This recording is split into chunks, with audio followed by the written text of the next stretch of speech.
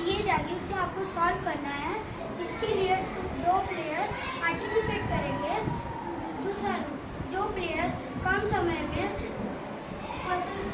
Solve करेगा उसे मेरी तरफ से रिवॉर्ड दिया जाएगा। जो नहीं कर पाया बेटर लक।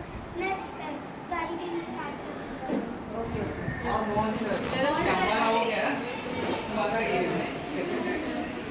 बैठेंगे पूरे बैठेंगे बस बस जितना पाई जा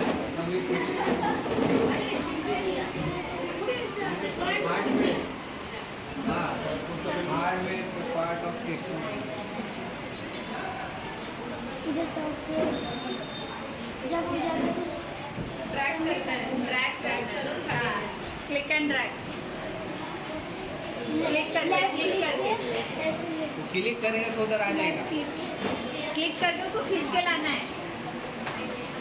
अच्छा सॉफ्टवेअर लावून टाक इथे इधर हार्ड कुठला ते तिकडे उचल तिकडे ते अरे नहीं बता दे का तू।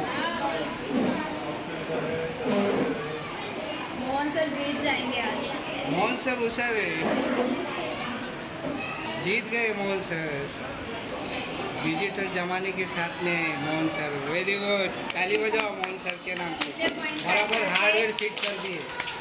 मैं रहता तो हार जाता।